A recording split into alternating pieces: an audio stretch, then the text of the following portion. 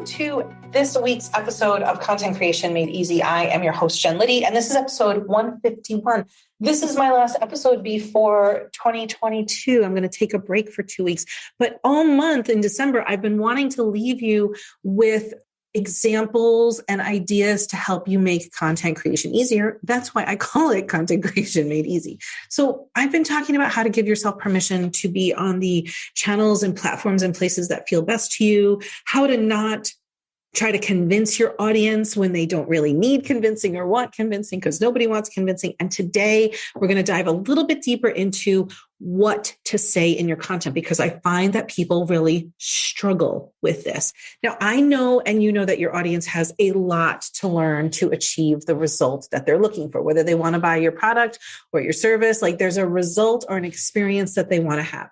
And you are an expert in your field. There's really no denying that. And I don't care if you don't see it. We know that you're an expert. You're ahead of the people that you want to help. One of the things that might be holding you back in your content from showing up consistently is the overwhelm you feel by trying to teach everything that they need to know in your free, nurturing content. And that is not possible. It's not reasonable for you. It's also really not possible for your people to learn everything. So I've always been saying, say less, say less, say less, so that you can show up more frequently and more consistently.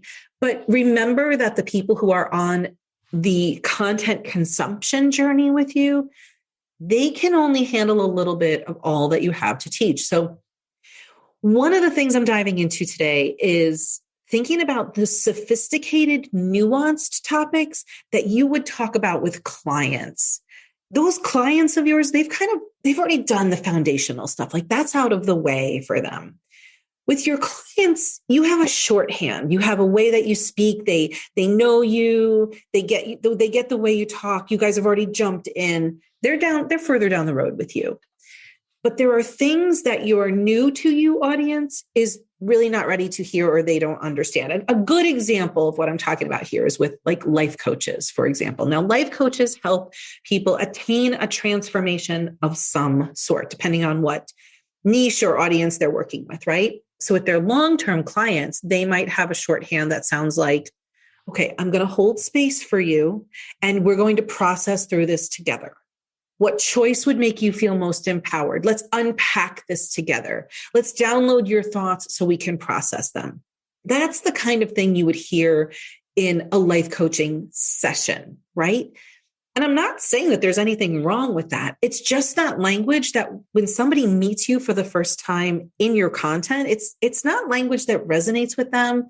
It might not mean anything for them. I remember a long, long time ago, my best friend and I used to talk about processing things. We were always like, okay, let's sit down and process this. And her husband would walk into the room and completely roll his eyes. He's like, what is this nonsense you guys are talking about? So sometimes when we're in the throes of our expertise, our language that we use every day becomes like breathing to us. And we forget that not everybody uses the same vocabulary. So this is an error that I see life coaches in particular making in their content, trying to speak to people in a way that doesn't resonate with them. They're using like words that their audience might not even know what it means, or it doesn't make sense, or they're certainly not Googling those words, right? So words like empowerment or transformation or inspiration, like those might not be the things that your audience is using when they first meet you. So let's talk about the what to say, because that's a really big sticking point for people that makes things harder.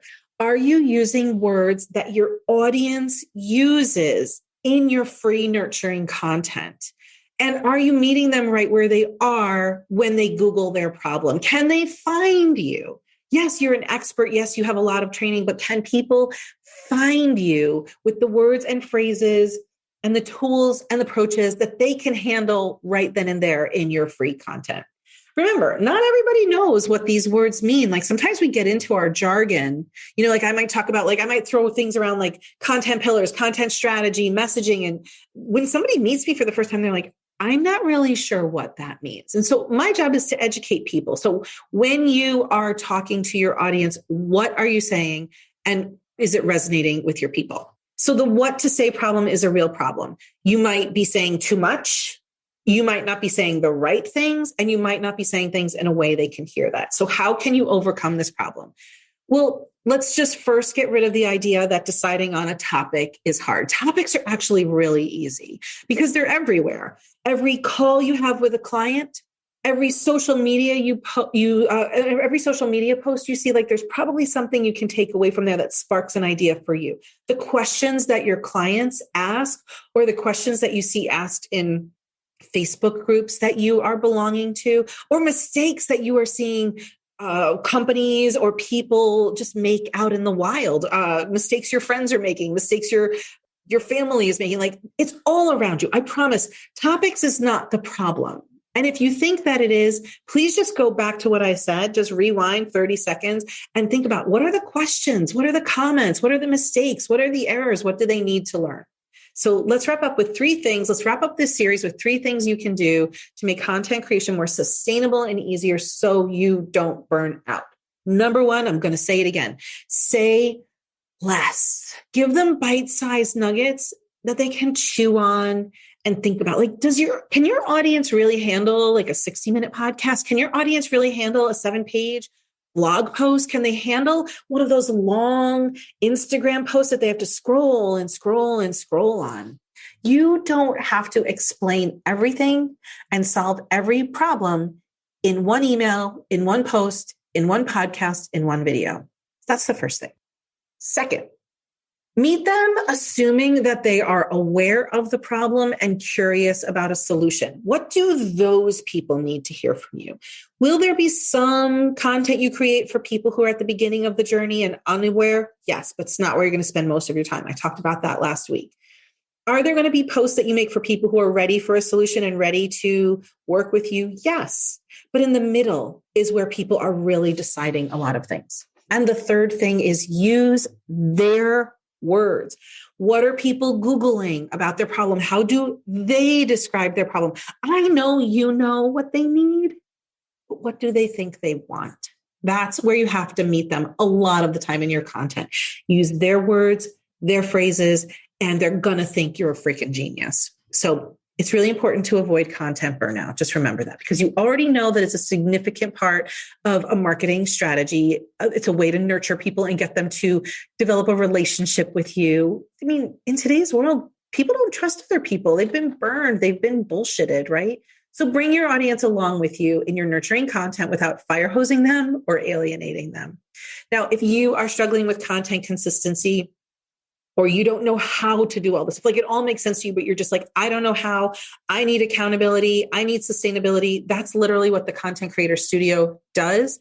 And every week I pull people along, a little bit of nuggets of information. Let's look at your content. Let me answer your questions. Let me hold the accountability space for you so that you can get some stuff done with ease. Join us over at jenliddy.com/studio.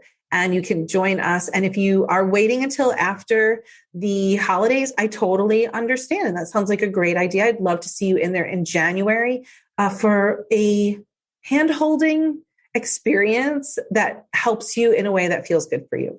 I want to wish you happy holidays, happy new year. I hope you're also taking some time off so that you can rest and recover and feel ready for whatever's next for you next year. And use these 3 last weeks of Content Creation Made Easy to help you do it more sustainably and with less stress in your life.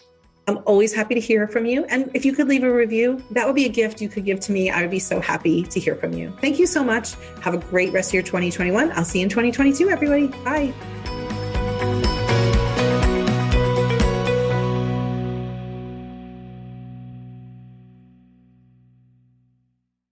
This podcast is part of the Sound Advice FM network.